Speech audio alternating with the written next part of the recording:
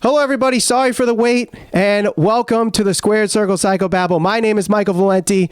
This is Ralph Valenti, and we are here for the live preview of All Elite Wrestling's Fight for the Fallen, which is going to be happening at 7:30. That's when the buy-in starts, 7:30 Eastern. It will be 6:30 Central and 4:30 Pacific for those in the United States. So, it's going to be a fun night. It starts a big weekend here in the wrestling industry, Ralph, because not only do we have Fight for the Fallen, but we also have Extreme Rules the next day. How big is this weekend for the wrestling industry, in your opinion? Well, it's huge for a number of reasons. One, I think it's going to be a really big weekend because we also have, it's not exactly a WWE show, but we know we're getting some NXT stars on the Evolve show, so that's going head-to-head essentially against Fight for the Fallen. We also have some UFC on tonight, and like you said, Extreme Rules. So if you're a wrestling fan, or even if you're a UFC fan, there's a lot of good stuff that you can watch and get into, and I guess we'll see which one will prevail as the best show of the weekend. I know there's going to be some good, exciting matches on all of the cards, and I expect all of them to live up to expectations. Yes. Let us know your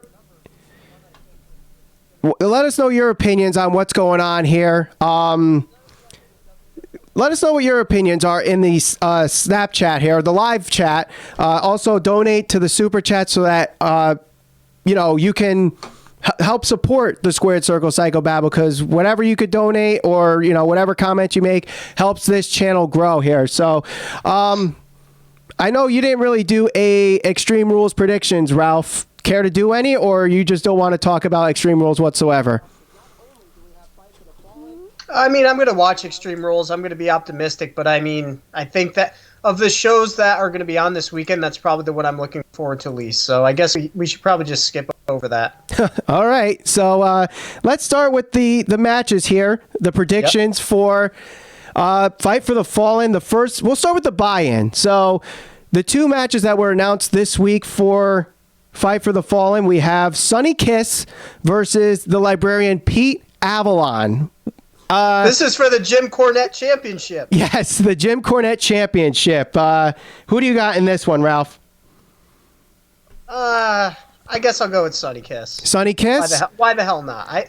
This is a tough one because these guys, they haven't really done too much with them. I mean, obviously, Sonny Kiss was highlighted as being one of the first people signed, I believe, to AEW. Peter Avalon, I know a lot of people aren't really too big on his character, but I think that that'll kind of inspire him or motivate him, so to speak, to kind of have a better match or go out there and do his thing. So I'll go with Sonny Kiss in this, I guess. All right, I'm actually going to go with Peter Avalon. I'm going with Avalon here. I know the Librarian Leva Bates lost at Fyter Fest, so it just seems like they should have the male, the Peter Avalon Librarian, win this one. And I think while the Librarian gimmick isn't really getting picked up so far by the AEW fans, I think the story between Peter Avalon and Leva Bates is going to lead to something in the near future. Possibly some kind of love angle. I don't know. Did you get that sense that we're getting some kind of love angle between these two? Maybe a little bit. I honestly can't say I'm really big on these two characters. I think most people find this a little silly, in my opinion. I think people are always critical of WWE when they do silly things and they have silly characters, whether it's No Way Jose, Adam Rose, whatever, Doink the Clown. Doink the I Clown. rank that. Duke the Dumpster Drosy. Sure. Yeah. Why not? So yeah, I'm just not into this. Maybe other people are, and if you are, so be it. Wrestling is objective. Everybody can enjoy it just as much as the next person for whatever reasons they choose. I can't get into this. It's just that gimmick is just too silly for me. Now, do you think these silly gimmicks like Sonny Kiss, well, I shouldn't say Sonny Kiss is a silly gimmick, but like Peter Avalon, Michael Nakazawa that we see on the buy-in, does that kind of hinder what the buy-in should be intended to do for All Elite Wrestling? Because it's like two different sides of the story where we get these stupid gimmicks in the buy-in, but then it's all serious once the show starts. I mean, I think comedy is certainly a good tool that can be used in wrestling when it's used appropriately and when it's used the right way. I think that they should kind of stay away from that though when they're in the buy-in, because if you think about it, that's really the first thing that people are going to see, and that's really the thing that's free. And that, you know, if you're a casual fan or somebody who might have a little bit of an interest in AEW because you've heard about it, it's kind of like the introduction to a movie or book. If you can't get through the introduction, if it's not going to grasp your attention and draw you into the main body and all the way throughout to the conclusion of the show, you know, what's the point of it? So if people turn this on and they see, like, you know, Michael Nakazawa rolling around in Legos and lubed up and the likes of the Librarian, I mean, it's not for me. It's not to say it can't work. It's not to say it won't work. But I'm more of a more traditional, straightforward wrestling fan. But again, somebody may not necessarily agree with me. So yeah, it is what it is. For those in the live chat right now, again, thank you for watching us right now. Let us know what you think of the whole Librarian gimmick with Leva Bates and Peter Avalon. Like I said, I have Peter Avalon winning this one, beating Sonny Kiss. You have Sonny Kiss winning this one. So let's move on to the next one here. Another match that was announced. So earlier in the week, we saw that both B. Priestley and Britt Baker were announced to have matches, and I put it in our YouTube community page. Who did you think Dr. Britt Baker was going to face? And the first choice was B. Priestley, and that was the top vote. And technically, people are right. So it's a tag team match. Britt Baker and Riho will go up against B. Priestley, making her AEW debut, and also Shoko Nakajima making her AEW debut. Ralph, you got two undefeated people here against two making their debuts. Who goes over? I think that Britt Baker is primed to be like their main focal point of the women's division. So I'm going to go with that team. Yeah, I totally agree. Britt Baker has to be the top of the women's division, in my opinion. And, it's hard for me to say like she's going to lose, but with B. Priestley, she was one of the big names that they signed before Double or Nothing, and that created a lot of buzz in the wrestling industry. And obviously with her attachment to Will Ospreay being his significant other, and then Riho pulling a surprise victory over Nyla Rose, where I thought that was going to be a squash match. So I think those two are going to be big parts of the women's division here. So I'm going with that. Now let's head on to, is there any more listed here as a pre-show match? I know the 6-man tag was supposed to be a buy-in match, but I guess they moved that to the main card. But now that I mention it, let's move on to this one, because I talked about this match when it was announced on the episode that I did by myself, talking about the Attitude Era, where WWE might go back to the Attitude Era, and I've talked about this match in the same episode. It's Jimmy Havoc, Darby Allin, and Joey Janela versus MJF, Sammy Guevara, and Shawn Spears. To me, it doesn't make sense, this match. Why are you putting MJF and Shawn Spears on the same team? Everybody knows. Maybe this is where we get an MJF heel turn on Cody. He's already a heel, though. He's already a heel. Well, that the whole dynamic between that, it's almost like MJF is mocking Cody. Like, I think most people don't really actually believe that MJF is genuine. So maybe this is finally the time where he goes, I don't know, full-blown heel turn, at least on Cody. But, I think, I don't know, did you see what Brad Shepard tweeted? Or at least, I think I saw this. I think it was Brad Shepard that tweeted that there was a leaked image of Shawn Spears versus Cody in a First Blood match for All Out. I don't know if you saw that. I did not see that. No. Okay, so I don't know how true that is. I don't know if anybody else noticed this. So let us know in the live chat if you noticed this supposed leaked match between Cody and Shawn Spears in a First Blood match at AEW's All Out. I think the story that's going to be told is who turns on who. Is it Shawn Spears or is it MJF? Or is it going to be where one steals the pin from the other? Shawn Spears might be going for the pin, but then MJF goes for the blind tag and pins the guy. That might be the dynamic. I mean, I guess that's where it makes sense, but...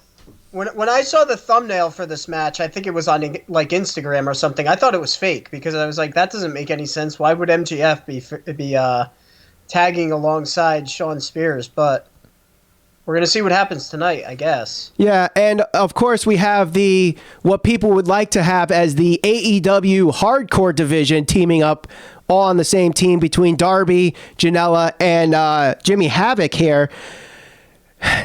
Who's gonna have the most dangerous stunt in this match? Do we see the coffin drop again from Darby Allin? Do we see barbed wire from Joey Janela? Do we see staple guns from Jimmy Havoc? Which is most likely to happen, Ralph? The staple gun is the most likely to happen. You think so? Coffin drop with the second, and I don't think it's very likely we see barbed wire again. You can't go to the well too many times with that hardcore stuff. Yeah. People will just become numb to it. No, I totally agree there. So who are you picking in this match? I'll go with Team MJF. Team MJF? Who takes the... Too much.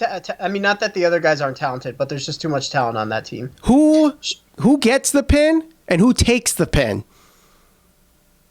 Shawn Spears gets the pin on Jimmy Havoc. Okay. I will go MJF steals the pin from Shawn Spears on Joey Janela.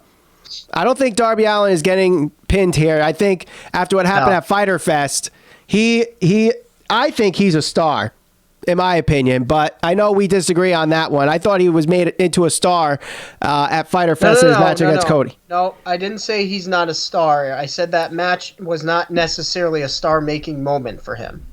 Okay. I still think he has a long ways to go before he's an actual big star within the wrestling industry, but I think his character alone is interesting enough where it stands out, and I think people can get behind him. His match against Cody was probably the best match of the night, but you said to me that was a star-making moment for him, and I said that I didn't necessarily see it that way. I thought it was a good match, but I didn't necessarily see it as like a star-making moment. Yeah, that's true. All right. So let's move on here to our next match. This is going to decide who the best friends face at All Out in the match that determines who gets the first round bye in the All Elite Wrestling Tag Team Championship Tournament. I swear I need to find a much quicker way to say that, but there's no way. It's too convoluted. But anyway, it's the Dark Order. Evil, Uno, and Stu Grayson going up against Angelico and Jack Evans, going up against Jungle Boy and Luchasaurus. Now, we know the story being told so far is the Dark Order versus the Best Friends. Does that follow into All Out? Or do they hold off on that for the tournament going on TV and we get a different outcome here at Fight for the Fallen? I think they'll probably hold out here on that storyline. This will be our first kind of actual exposure for the Dark Order as far as a match is concerned.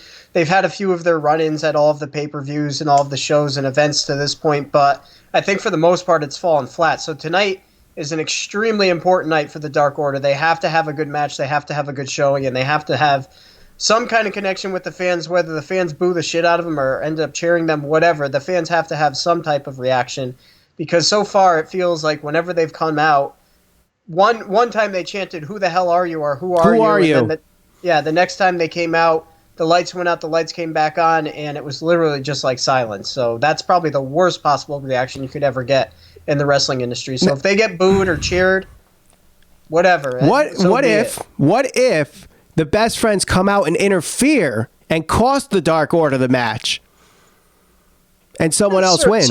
Certainly possible. Yeah. I'm not a fan of the Dark Order or Super Smash Brothers, whatever you want to call them. I'm like basically everybody else in AEW that did not give them a great reaction. It was like, oh, great. Like I knew who they were because of being the Elite, but other than that, it's like, who are these guys? Why should we care? And it did not help that you have this video game analyst, making a joke about Jay Bailey not paying the light bill. To help that did not help their cause either. So with that said, I'm actually going to say the Dark Order wins. They need the win to further the storyline. I personally would have liked to see this go further in the tournament, but you never know. Maybe have the Dark Order win here, win at All Out, get the first round bye, head to the finals, and then the Best Friends face them again for the first ever AEW Tag Team Championship match. So that's entirely possible. Let's see. Kairos Objective just said here, Dark Order just needs to wrestle to get folks on their side / against them. I hear they're good. I hear everybody in AEW is good, but that doesn't necessarily mean they are. So until I see them on TV, I can't say whether or not they're good or bad. That's just me. But tune in tonight. We'll find out how good they really are. Yes, that is definitely true. So let's move on to the one-on-one women's match. Brandi Rhodes in her first match in AEW. The Chief Brandi Officer going up against Allie, who is coming off a victory over Leva Bates, the Librarian, in the buy-in to Fyter Fest. Who wins here? Another important match. I'm going to say Allie wins because I feel like Brandi, while she's a professional wrestler, but I think her role is actually much larger, obviously being the, holding an executive position in AEW. So I'm going to go with Allie here. I say this is going to be similar to Cody versus Darby Allin, where Allie should get the win with the lack of experience from Brandi, but the goal here is to make Brandi look really, really good. We do know she can deliver a decent spear, but that's about it. I haven't seen many Brandi Rhodes matches, and if anybody has, let us know in the live chat here. And please, if you can, also donate to the super chat if you'd like as well. Anything that you could donate could help us here at the Squared Circle Psychobabble. But with that said, I do see Allie winning. She being a former Impact Wrestling fame, I think they definitely need someone like that to have a good, strong showing in AEW. People can come over from Impact to AEW if that's the case because of Allie, help the women's division, and it doesn't look bad that someone with that much experience like Allie losing to Brandi Rhodes in basically her first match in maybe ever. I think she's had matches. I just don't know when they were. So with that said, I'm going with Allie with the win here, and you're going with Allie too. So I think so far we're agreeing on almost every match here except for Avalon versus Sonny Kiss. So as we head to the second half of the card, I think we're going to start separating ourselves here in our predictions. We'll go with the tag team match here. SoCal Uncensored, Frankie Kazarian and Scorpio Sky versus the Lucha Brothers, Pentagon Jr. and Rey Fenix. This one's tough. This one is going to steal the show, I think. This one could steal the show. Bold claim. I think I see SCU winning here. I think that the Lucha Brothers are really established, and everybody... Well, I shouldn't say they're more established than SCU, but I think they've been in more high-profile matches. They've been in there with the Kenny Omegas of the world and the Young Bucks, so they've been positioned to feel like, more or less, they're kind of more important than SCU right now. Not to say that they're better or anything like that, but they're both talented in different ways. Definitely going to be a good match. Don't know if it will steal the show. I have one match that I think is going to be the best match of the night, which we'll talk about, but... I'm taking SCU in this one. I think they need a win. I think that they need to look strong going into the whole tournament and all of that. The Lucha Brothers, their name, they already have that kind of that aura with them and that prestige where even if they take a loss here, I don't think it's going to hurt them too much, but I think SCU really needs the win, so I'm going to go with SCU here. So at Double or Nothing, SCU beat Team OWE. SCU lost in that first round bye bid match to the Best Friends and Private Party. Was it Kazarian and Scorpio that were the tag team competing in that, or was because Daniels faced Cima. That's right, Daniels faced Cima. So to this point, all the tag matches I think with them have been Scorpio Sky and Kazarian. Right. So this, like you said, this one's a tough one. This one is really tough because we always say how WWE books themselves into a corner and they have to find their way out of it. This is one where they book themselves into a corner because wins and losses matter as much as people, they may not say it, or they'll go, oh, it doesn't matter until TV starts. Wins and losses matter. So SCU is 1-1. The Lucha Brothers they're 0-2 because they lost the 6-man to the Bucks and Kenny, right? They did, yeah. Yeah. So the Lucha Brothers need a win here. They're going to go in. If they lose tonight, then they will go 0-3 heading into All Out when they're supposed to be arguably the best tag team in the world. And this is part of the story where, who's the best tag team in the world? If this team loses again, you can't put them in the conversation right now, statistically speaking, I should say.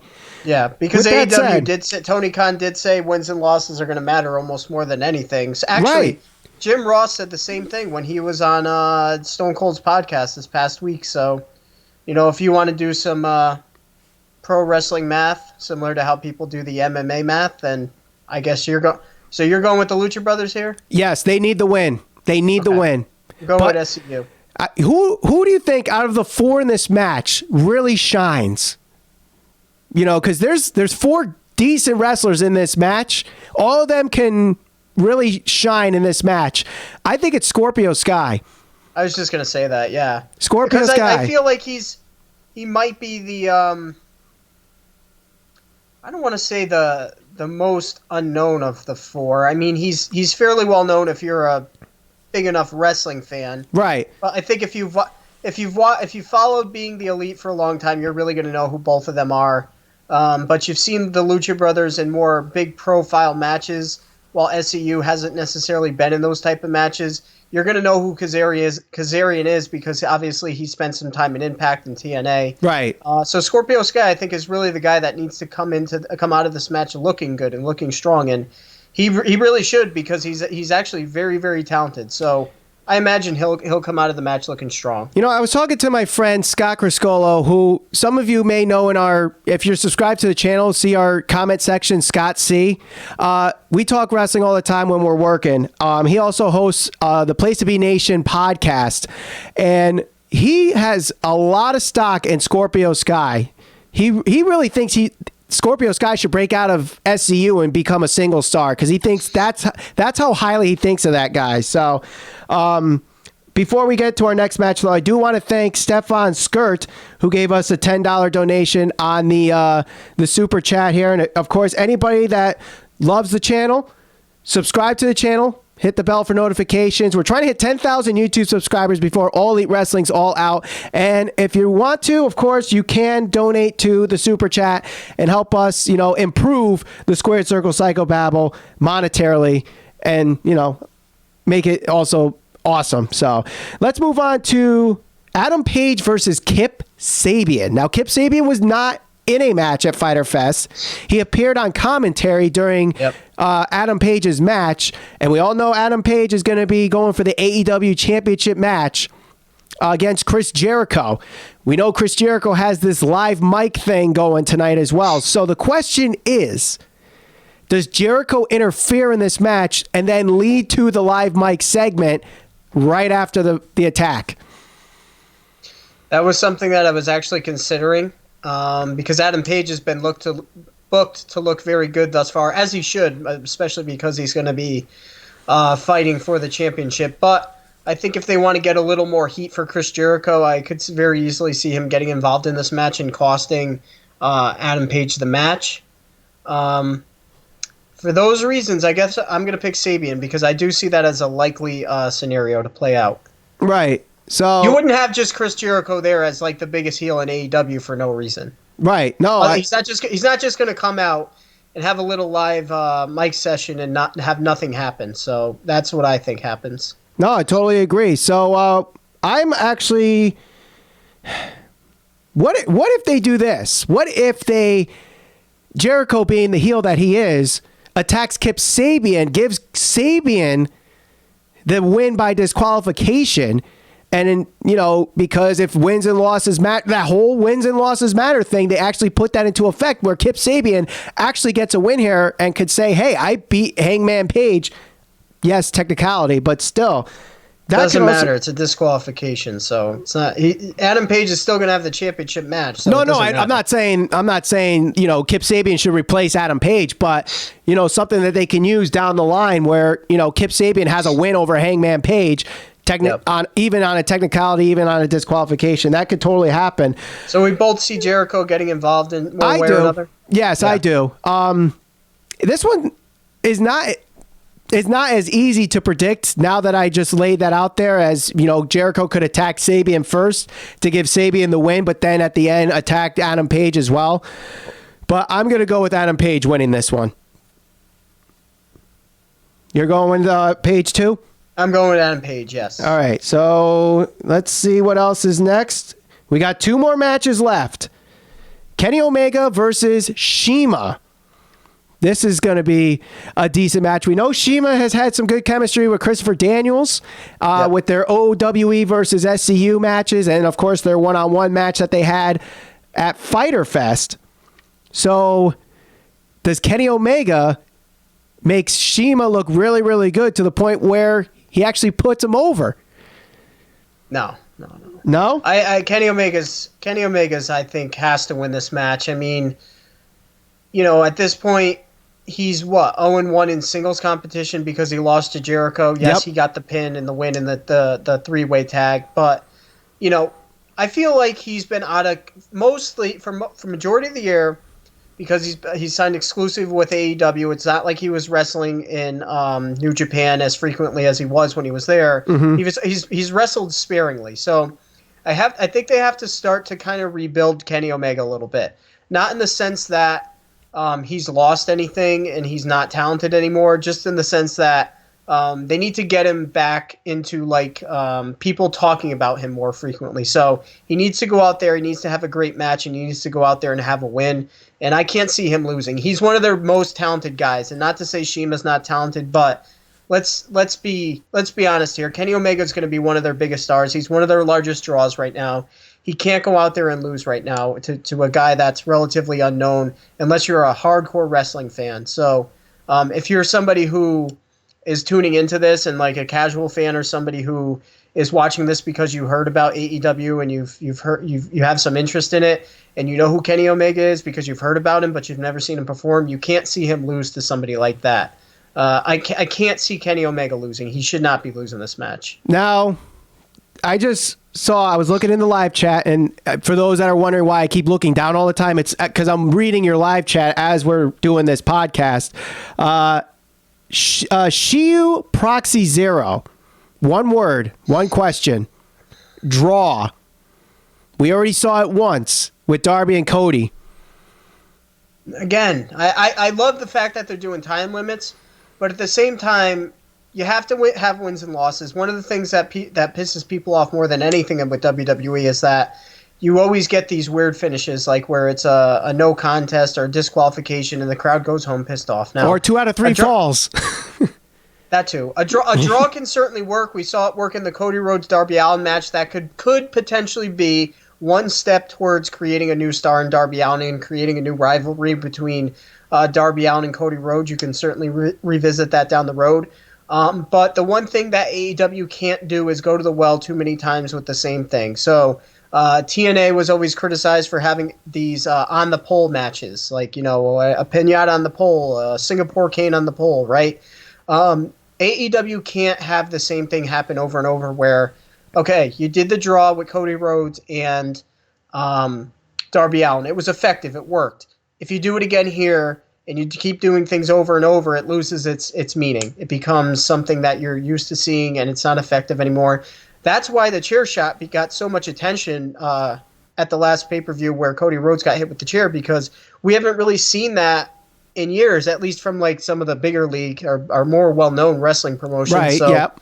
When that happened, it was kind of like the shock value aspect of it. A lot of people, it got them a lot of attention, some good, some bad, but it got them attention. It got people talking. So same thing can be said. Like I said, Darby Allin got the draw against Cody Rhodes, somebody who has a lot of experience. I think there's other ways to make stars, and Cima can go in there and have a great match, which I expect him to, and he could take Kenny Omega to the limit. There's no shame in losing to the best bout machine. No. Kenny Omega, he's essentially viewed by many as the top professional wrestler in the world. So if Cima goes in there and loses, I don't think there's any shame in that. Of course, if he gets a win, it would mean a lot for his career. But at the same time, like I said, Kenny Omega is like their ace in the hole. He's their biggest star. He's their money guy. I can't see him losing. I really can't. No, I agree. I can't see him losing, but I also would not be surprised if they did something like a draw or you know what? I know he's not going to physically be there, but after a great match, maybe something pops up on the TV, on the screen, and Moxley is on the screen, distracts Omega, and Cima gets a roll-up victory. That can also happen. They haven't done something like that yet in AEW. So, with that said, this is a Hail Mary. This is my Hail Mary pick of the night. I'm going with Cima. Cima's going to pull an upset here against Omega. And I can't wait for the live chat to go, are you kidding? But, yeah. That's my Hail Mary pick. Cima is going to beat Kenny Omega in some way, shape, or form. Now it's the main event.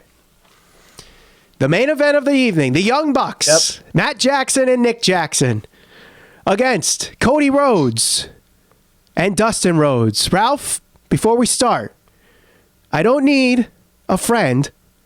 I don't need a podcast co-host to analyze this. I need my older brother. Who wins in the battle of the brothers, Rhodes or Jacksons? I'm going with the Rhodes brothers. And you know what? This is going to be interesting. This is a more important match for the Young Bucks than a lot of people probably assume. And the reason is this. So I think that there is obviously people out there that are very critical of the newer style of professional wrestling right now. Jim Cornette is probably at the forefront of that list, right? He is not a fan of the Young Bucks, and now certainly they can go on and be successful without impressing him, but this is important because Cody Rhodes and his brother there, Dustin, they are going to wrestle a style match that is very different than what the Young Bucks are usually used to wrestling. Very big contrast in types of how they'll both be approaching different styles to the match.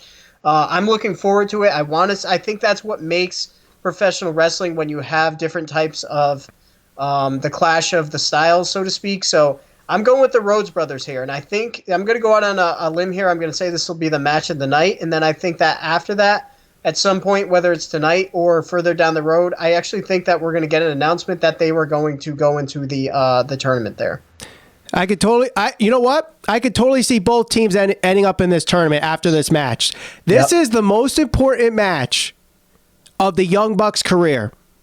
I agree 100% because, like I said, they're going to wrestle two veterans who very much have Cody Rhodes has proven to this point, obviously, that he can go out there and have great matches. He's had the match of the night, I think, in my estimation, both times on both cards. I think that this will be 3 in a row for him.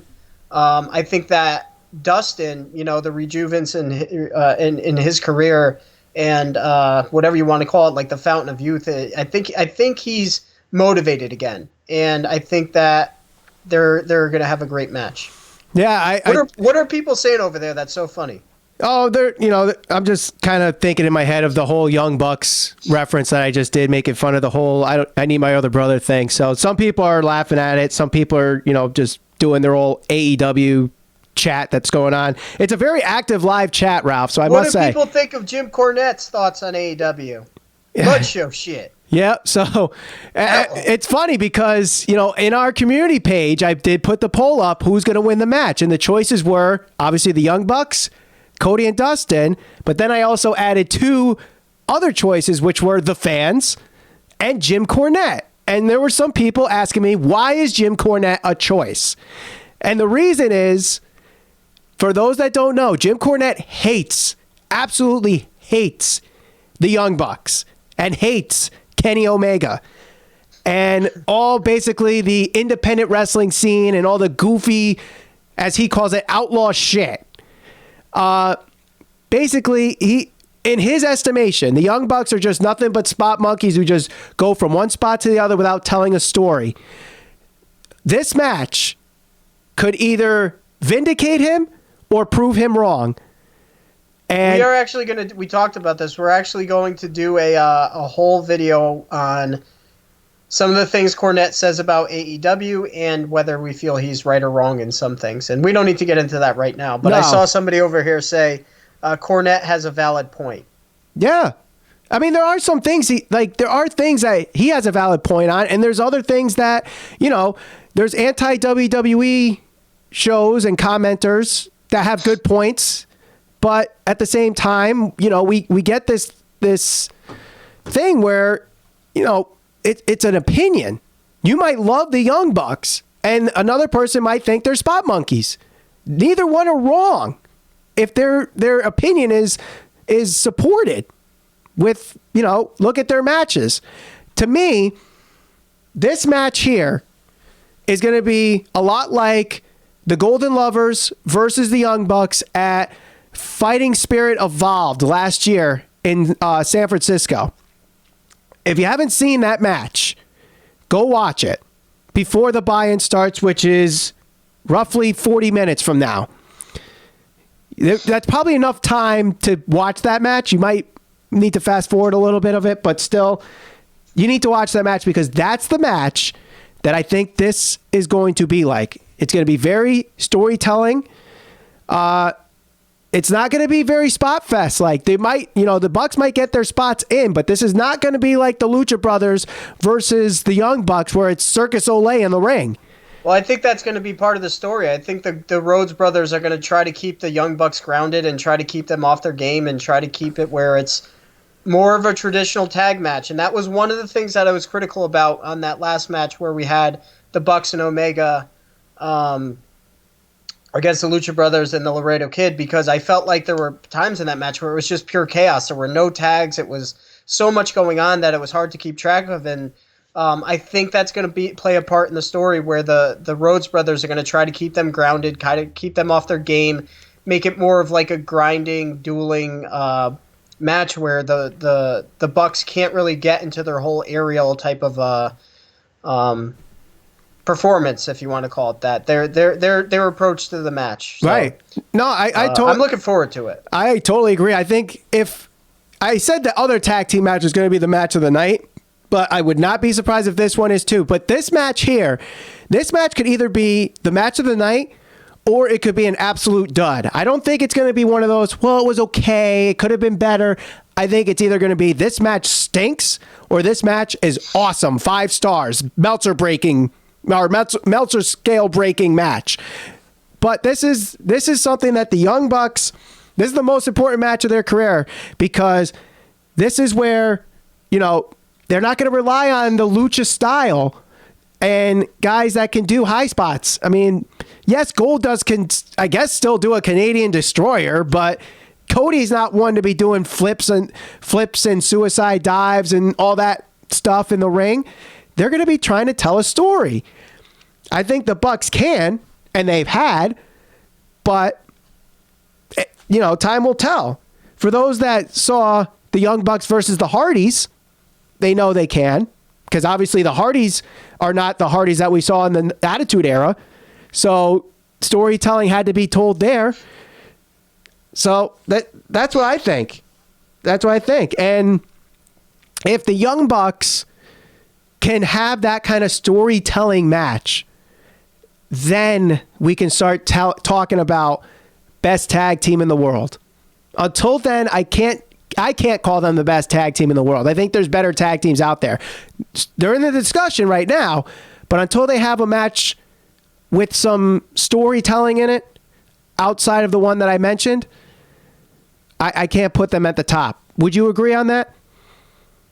I think they're top 5. I don't know if I'd consider it because, I mean, it's tough. They're definitely up there. They're definitely in there for the discussion. But I think that also has in large part to do with the fact that WWE has diluted whatever tag teams they've had for so long that, unless you've been paying attention to wrestling outside of WWE, which a majority of the hardcore wrestling fans have and myself have, it's like, who the hell do you watch for tag teams? The Young Bucks have been the most consistent and the most talked about outside of WWE. And, WWE has talented tag teams, but they just don't do anything with them. Exactly. I think the Revival is great. I think the Usos. They're the Raw Tag Team Championship on Sunday, which could have a great match. I think Champion Gargano, when they were together, I think they were certainly great. But again, it's like, what does WWE do with them? Not that, they were going to do anything with Champion Gargano, but, That's true. So at the end of this, you have the Bucks winning, right? Somebody said LAX. That's a good choice, too. What if LAX? No, I do not have the Bucks winning. Speaking of LAX, what if, because they're free agents now, what if they signed with AEW and we see them tonight in the main event before the graphics go out? Could we see that? Maybe. That would, I think, see, their contract ran out, so we don't have the 90-day thing from my understanding of what happened. So we don't have the 90 days like we did with Ambrose. It's the same situation. So we could see LAX in AEW tonight, but that's more speculation, rumor and innuendo than anything. But I got to make a pick. I'm going with the Rhodes. Me too. I'm going with the Rhodes as well. All right. So that is it. That is our preview for All Elite Wrestling. Fight for the Fallen starts in about a half hour. You guys in the United States and Canada can watch it on Bleacher Report Live. Those around the world can watch it on Fight TV. I know it's a little kind of a tough subject to talk about because the people outside the United States have to pay for Fight TV, where here in the States it's free. It's a great cause tonight. The tickets sales and the profits are going towards gun violence victims in Jacksonville, Florida. So, and it starts a big weekend in the wrestling industry because we have Fight for the Fallen tonight. Then tomorrow is Extreme Rules. And if that show stinks, it's in Philadelphia. So the crowd will let WWE know. So let's see if any comments are coming in here. If you guys have any questions really quick in the live chats, I'll go through them quick. Let's see. I know there were some people talking about Jim Cornette and his involvement in the wrestling industry, or as that guy in MLW. For those that don't know, or too young to know, Jim Cornette is one of the most influential people in the wrestling industry during the territories. He was a manager for the Rock and Roll Express, and then he did stuff with WWE. He was there during the Montreal Screwjob, was part of the creative in that part. So there's more to it than just some guy that does commentary for MLW.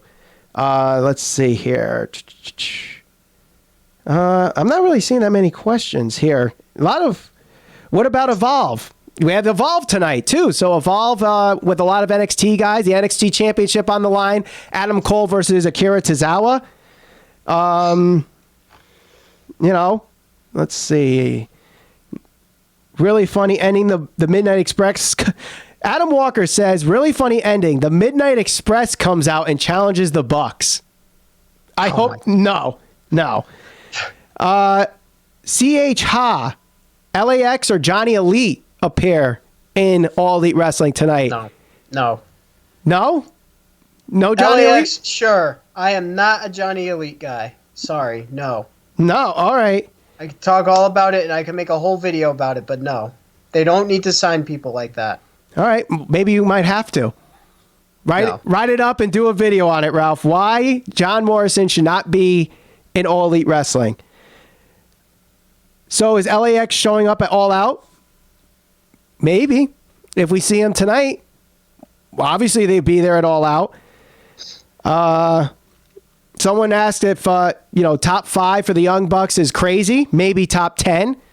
I'm not saying of all time. I'm saying right now. Obviously, not of all time. Definitely not of all time. Did anybody watch Sami Callihan versus Tessa Blanchard? I haven't. I personally have not. But I heard it was a good match. I heard after the match and after it went off air, there was a nice moment, which I saw, where Tessa Blanchard was handed the bat from Sami Callihan and she walked off stage and was crying.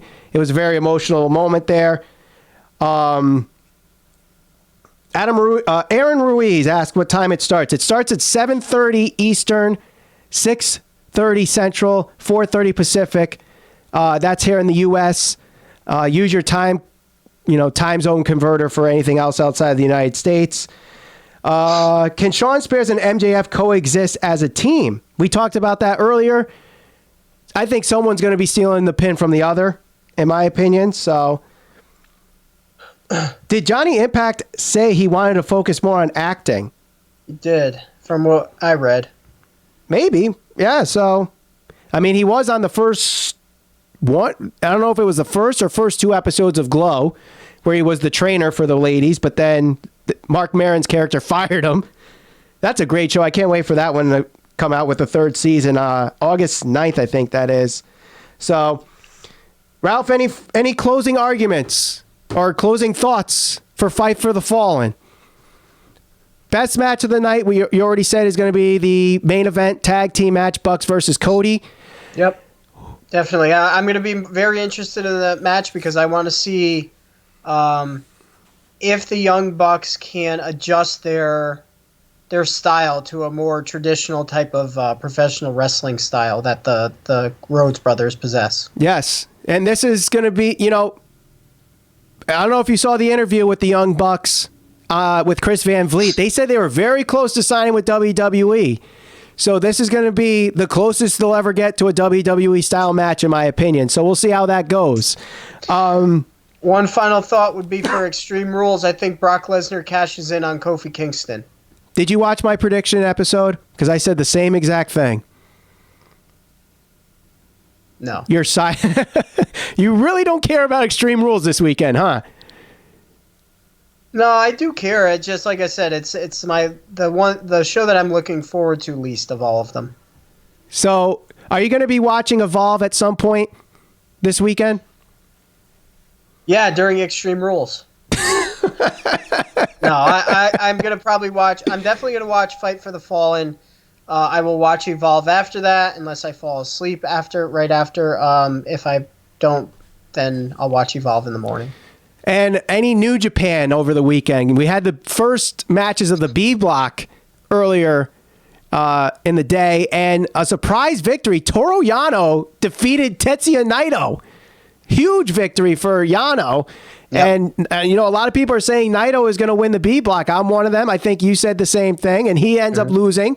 Our A block guys lost their first matches, Ibushi and Ospreay, but I think they'll bounce back. Same with Naito. Jon Moxley won his first match against Tai Chi. Ishii beat Jeff Cobb. Juice Robinson beat Shingo Takagi. So this G1, man, this is a great bracket. So there's a lot of wrestling this weekend. Who would have thought, even 3 years ago, that there would be this much wrestling to talk about outside of WWE? 3 years ago? Talk about it maybe a year ago. I mean, when All Elite Wrestling was announced when? January 1st. Yeah, so you go back a year ago, I mean, there was obviously a lot of cool things going on. There was New Japan, there was a Bullet Club, there was all that stuff with Okada and Omega, but I don't think anybody envisioned AEW getting as big as it did, as quickly as it did. The key is going to be, like I keep saying, when they go to TV, they have to maintain that momentum. And can they do it? Because to this point, WCW has been the only company that has been able to rival anything WWE has done. It's an irrefutable fact. Nobody has been able to knock Vince McMahon off the top of the mountain as far as professional wrestling is concerned. AEW has a very good roster. They have a lot of money behind it. The key is going to be, can they be consistent enough and can they attract enough people to their style of wrestling and what they're going to present to be successful for not just a year or two, and maybe they beat Vince in the ratings here and there at some point, who knows, but like 10, 20 years. That's something that will matter for the wrestling business. So, yeah, very, very interesting time in the professional wrestling world. Yeah, I totally agree. This is like I said, this is going to be a fun weekend, a lot of wrestling. This is the best time to be a wrestling fan, not just WWE, but AEW. You have Impact Wrestling on the rise again. You have New Japan Pro Wrestling with the G1 going on. Ring of Honor has a couple big shows. They had some a couple weeks ago. They have another one coming up soon. Another MLW just announced their first pay-per-view event coming later this year. But it all starts tonight, 7:30 Eastern, 4:30 Pacific. AEW Fight for the Fallen. I'd like to thank everybody for joining us here on the Squared Circle Psychobabble. If you're new to the channel, don't forget to subscribe. Hit that bell for notifications. We're trying to hit 10,000 YouTube subscribers before All Elite Wrestling's All Out. For Ralph Valenti, my name is Michael Valenti. Again, thank you for watching this live preview of Fight for the Fallen on the Squared Circle Psychobabble. Enjoy Fight for the Fallen, everybody.